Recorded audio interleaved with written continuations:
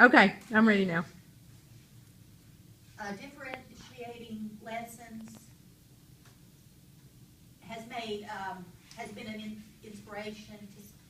One reason is after 29 years of teaching, it's great to see kids having fun again, and they really did enjoy this, and they got pumped up about it, and that always makes me happy.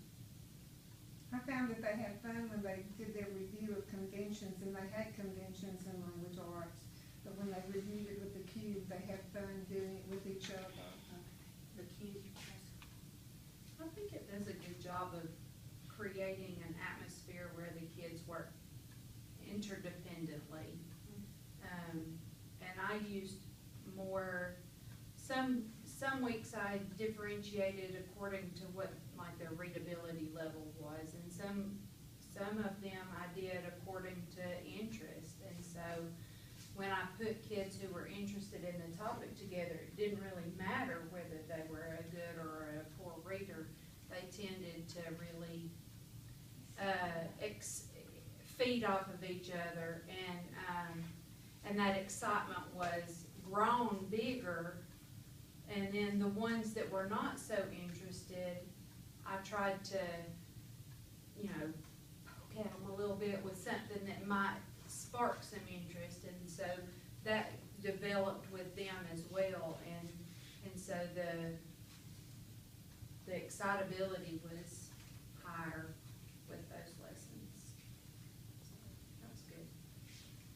Using the RAF with mine and giving them the option of more choices and seeing more creativity come out in their work. That'd be good. I noticed when we did our mythology unit, and they could write a song about a myth we were studying, that the people that decided to work with a partner or in a small group, I mean, they did great work, and it was really clever what their products were. So the collaboration really increased the level of their work. I noticed some unknown talents with my kids as well. Like when you said the poem or the songs, I thought, well, I didn't know they could do that. That was really amazing. And so I learned something about them. And I think they were proud to stand up and show that side of themselves in front of their peers. And everyone was doing something new, and so it was just a really great lesson because everyone was just accepting, everyone was pushing everyone to share. And I felt like it helped me grow as a teacher because it was the first time other than Lexile level I was able to differentiate effectively in social studies.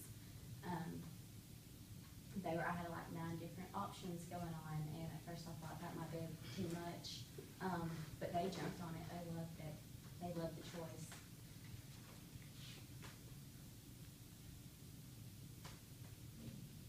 Did y'all notice, did it help did it help special ed or just regular ed or just gifted, or did it seem to?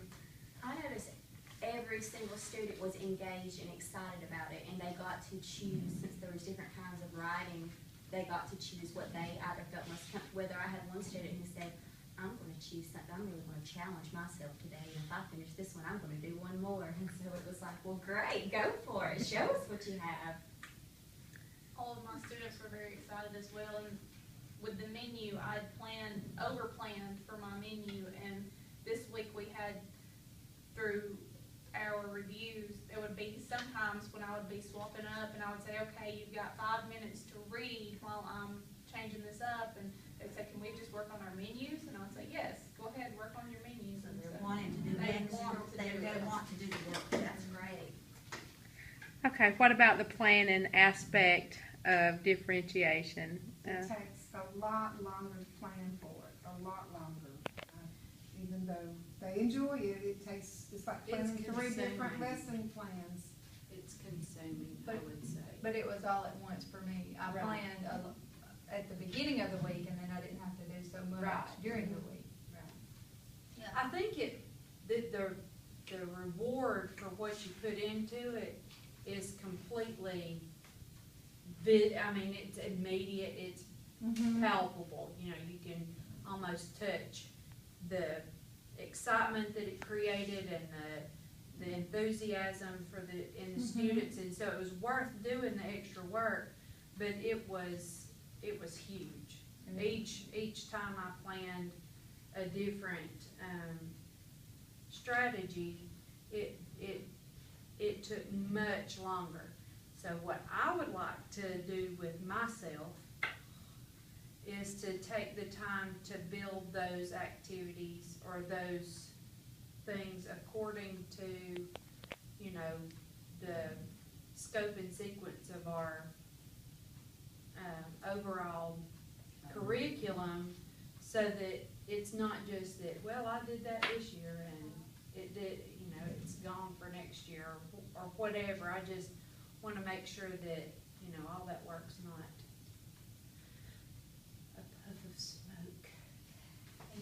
And I think that once you do the activity, you know, the strategy once, it's going to get a little easier as you continue to use that strategy. Well, that's what I was thinking too, is it not only for us, but like my kids, you know, the first week I forced the choice board, I went with the 9, and that was overwhelming for all of us. And, you know, I've played with it, and each week I tweak this and I tweak that, and I think as we get used to it, we see how it works with them, we experiment, we'll get better, they'll get better, and, you know, it's like rituals and routines for kindergarten when we threw this into the mix. So, you know, I think you start at the beginning of the year and you get fluent yourself with it, then